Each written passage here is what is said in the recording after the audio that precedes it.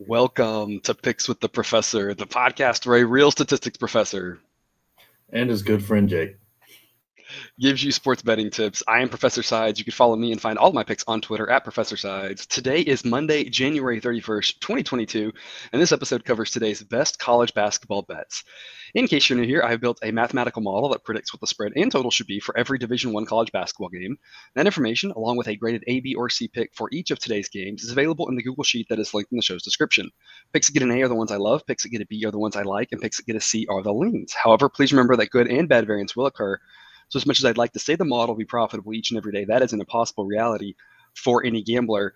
Jake, last week went pretty well. The model overall profitable. Our exclusive pod content, not as good, 25, 22, and 1, but the A sides of all the picks, 39, 24, and 4. It was a great week for them, and the totals were profitable as well for me, 73, 64, and 1.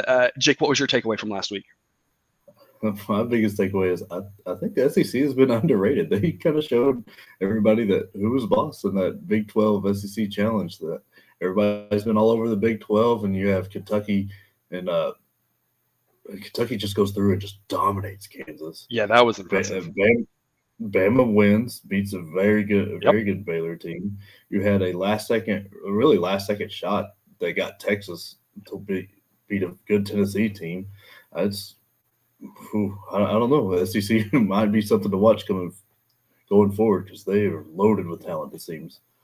Yeah, I agree. I think that's interesting. We talked about the Big 12 being the best conference in basketball, and the Big East, right behind them. The SEC really laying claim to that. Just something to keep an eye on when we get to March Madness. Obviously, for the next several weeks, it'll just be conference play. But when we get to the tournament, that's something to keep an eye on, see how they do. Can they keep that rolling? Because they definitely were very impressive. Jake, on to this week. We're going to start off with a Big Ten matchup here, 6 p.m. Central Time. Iowa -4 at Penn State. I've got a B pick on the over on this one. I'm taking over 140. The model thinks it should be a shade over 142. Jake, I'm not sure what your thoughts are on this game, but for me, I've seen enough of both of these teams this year to know that they tend to have good offensive runs at time, and they tend to kind of forget how to play defense at times. Like both of these teams get involved in games where it just seems like someone could go on a quick 7-0 run, right? And I feel like that's going to be the key here to getting this thing over. Jake, which side are you on here? So I like Iowa here with the -4.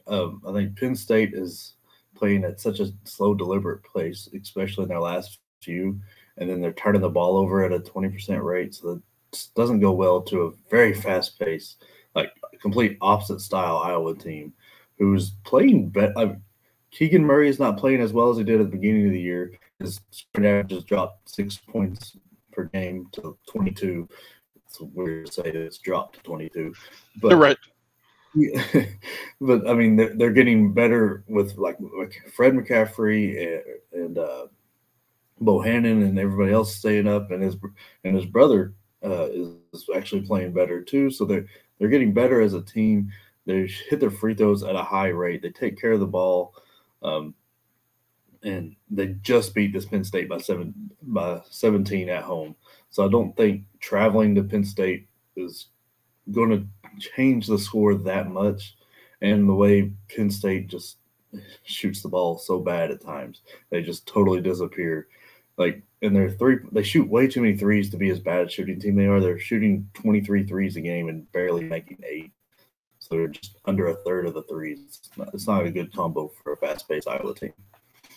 Yep. I agree with you there. The pace for Iowa, I think, is going to be the key. And like we talked about before, anytime you're trying to get an upset bid like that, you need to be able to do something to take the favorite out of their game. And I'm not sure Penn State can really do that. I think Iowa should kind of have their way there style-wise, which I think lends to the two things that we both like for this game. Also at 6 p.m., you've got Duke -5 at Notre Dame. It's a B pick for me on Duke. The model thinks it should be 6.5. This to me is a fascinating matchup. We have, I have a couple questions here. First off, is Duke fully healthy? Are they at full strength, right? That's obviously a little bit of a question going forward for them. It's kind of been the lingering question for them for the last month. But can Notre Dame keep their amazing play up, right? We rode Notre Dame on Saturday. it was closer at the end than it should have been. They, for the most part, dominated that Virginia team. Yeah. They've been playing really well at home. That place should be rocking. This is a really important game for them. Is Duke too much to handle? I think this is a fascinating one to watch. Again, the model likes Duke as a B pick there. Jake, what's your side? Yeah, I'm on Duke for this one. This is the game I'm choosing. Like, I'm making sure I'm watching tonight. This Duke team is really good. They're not fully healthy yet, so they're only going to get better. Like, as of Saturday, Trevor Kills still hadn't practiced, so I highly doubt he's playing tonight. Or if he does, it's limited minutes, won't be as effective, that sort of thing, right? Yeah. So I doubt he sniffs the floor. But Duke has been on a roll here that doesn't really kind of seem like it, but they've won 10 of their last 12. They are very efficient offense and underrated defense. And this is just a good matchup for them. Like, you got the big guys, Mark Williams and Theo John, to match up with Notre Dame's best big guys, and Notre Dame doesn't have anyone in the league or not that many people in the nation that can get in the way of Paulo Banchero. So as long as Duke doesn't go dumb like they have a couple times and just forget about him, they should be okay. And Jeremy Roach is shooting the ball better. Baker's hitting. And I just think this Duke team is just too much for this Notre Dame team and should cover this. It should be about a 10-point game, I think. And I think Duke gets it done. It's an interesting point you make. When we have the teams like Duke, who everybody knows are good, they're towards the top of the polls. When they do something like you said, like win 10 out of 12, everyone thinks it's disappointing, right? So it's interesting how our perspective shifts, because we just expect them to win all 12 of 12, right? But obviously that's not really likely for most teams, especially when you get to conference play, right? You very rarely have someone who can go, 17-1 in conference or something.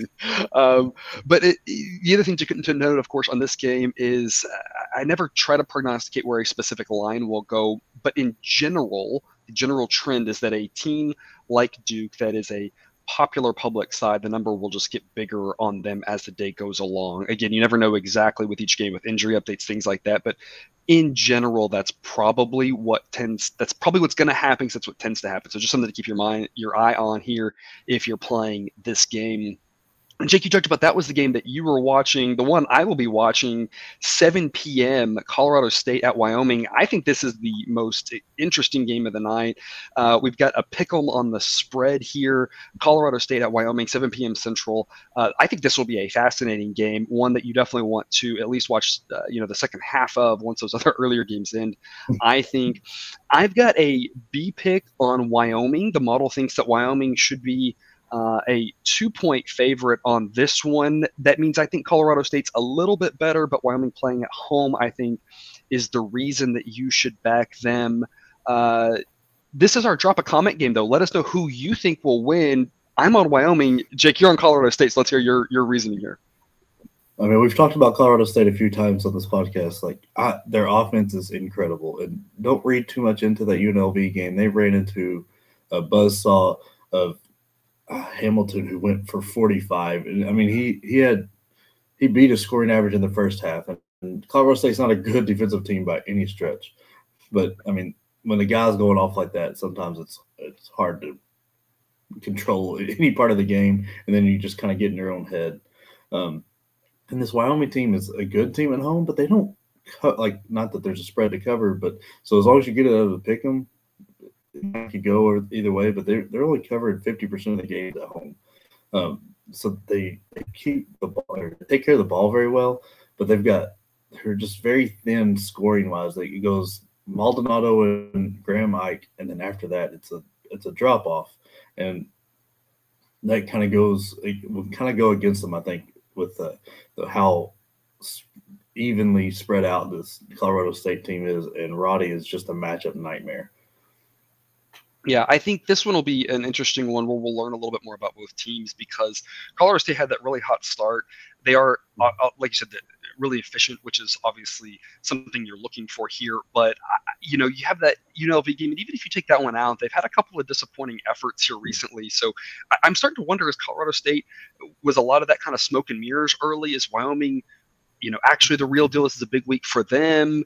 We'll find that a lot tonight. And obviously, while it's just one game, this one game is going to go a long way to determining what the fates of these two teams are come March. And then our last deciding if they're in or not. It could be coin toss kind of thing if they don't win the tournament. Absolutely. It could be. This could be a huge game in determining if either one can make an at-large. Absolutely, great point. Again, definitely a reason why you want to tune into that game here tonight. And then our last game here on the breakdown segment before we get to our exclusive pod content of those buzzer beaters here. We've got 8 p.m. Central Time, West Virginia at Baylor.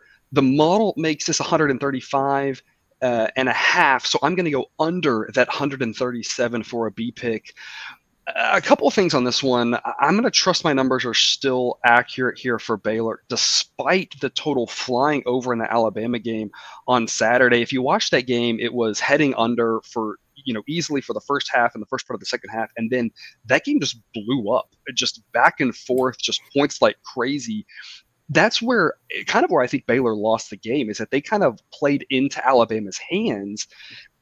And that's not what they want to do. And I don't see any reason why that will happen tonight here against West Virginia. I think they will be able to play their style of game, which is a little bit more deliberate than what Bama tries to do, is such a frenetic pace. On top of that, West Virginia is going to want to minimize the possessions in this game. They know if they get into a higher possession game, they are the worst team on the road. They won't win. So I think they're going to want to slow it down. I think the total is too high based off of the last matchup. The last time these two teams played, they scored 145 points. That's a little bit of an aberration, though, and I think people are looking at that saying, oh, the same thing will happen. I don't think so. In that game, when you looked at it, the shooting percentages were relatively high. There were a lot of threes and a lot of made threes. I think Baylor shot like 45% from three. That obviously might happen again, but I'm not putting my money on it, right? So I think the total is a little bit too high here. I like under 137. Jake, which side are you on? Yeah, I'm taking Baylor, and I'm laying the points with them. This West Virginia team doesn't travel well, and it was kind of a fluke kind of game, like you were saying. A team that shoots 69% from the free throw hit over 80, and there was a significant amount of free throws, so that added a lot of points. And it was still like Baylor was still won by like 9 or right around 10.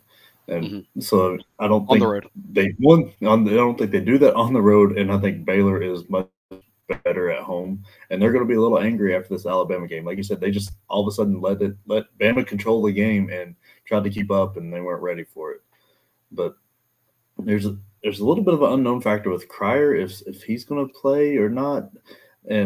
But he was the leading scorer in the last West Virginia game, but then Akinjo didn't play, so I'm not sure if it's a wash or what there. But West Virginia is so dependent on Sherman and their other guard, I can't think, McNeil.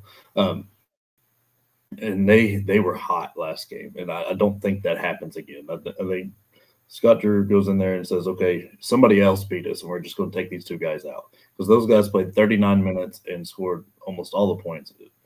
So I think Baylor gets it done just to put a stamp on it, because they're more angry that they lost to the Bama, inferior Bama team. Yep.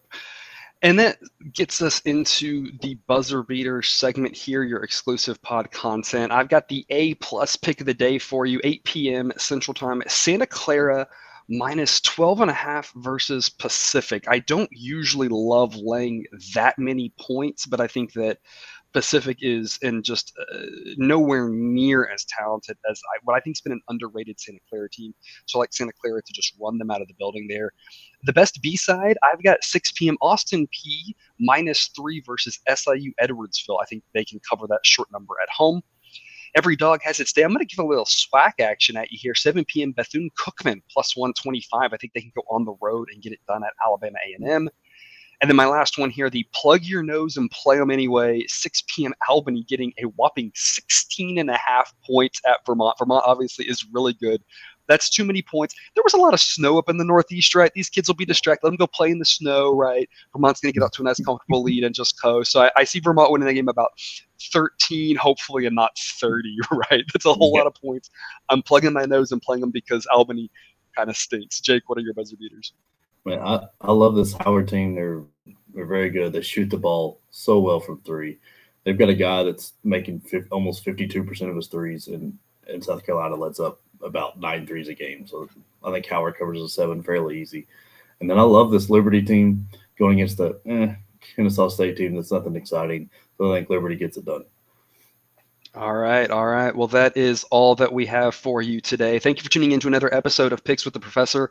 A reminder, check out that Google Sheet for all picks and totals for today's games. If you haven't done so yet, click that subscribe button. We'll get you a new episode every weekday of the college basketball season. And if you notice there on the ticker, we're going to do a live Q&A session on Saturdays. We're going to go live the time down there at the bottom, 9 Eastern, 8 Central, where we will answer any question on any game you want us to talk about. We'll just shoot from the hip there on Saturday mornings. That should be a lot of fun. We'll see you tomorrow. And until then, remember, you can eat your betting money, but please don't bet your eating money.